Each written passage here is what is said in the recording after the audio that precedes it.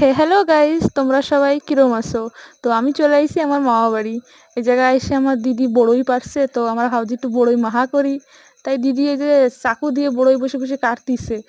চাকু দিয়ে কেন কাটলো আমি বুঝলাম না। আমি তো জানি বড়ই একটু ওই হামন দিস্তা ছেঁচে, তারপরে হয়েছে যে কাইটে ঠাইটে ও কি করলো, একটু হলদি পাউডার দিয়ে দিল, একটু এটা কি লঙ্কার গুঁড়ি দিয়ে দিছে, তারপরে দিল একটু লবণ।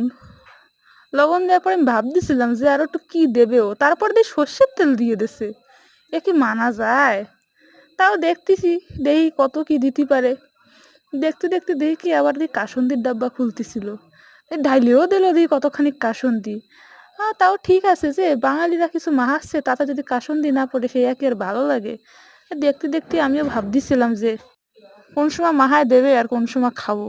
এই মাহায়েই যাচ্ছে মাহায়েই যাচ্ছে। ভাবতেছি কি আর করব, কিছু করার আর নাই, যে মামা বাড়ি আইসি একটু লজ্জা পাইয়ে থেকে খাওয়া লাগবে তো। লজ্জা টজ্জা মারো গুলি, তাও একখান এক পিস উঠে নিয়ে গালে পড়ছে, তাদের বিশ্বগত টক।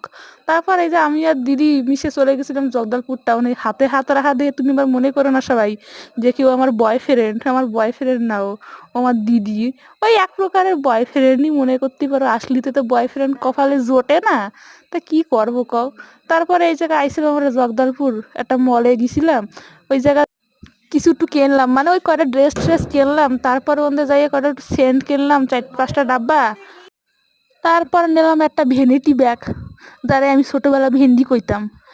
ওই একটু নিলাম, নিয়ে ঠিয়ে এই যে দেহাতি দেহাতি যাচ্ছি। আমি এবার কাউকে বাড়ি চলে যাব তো, মানে উমরকোট চলে যাব।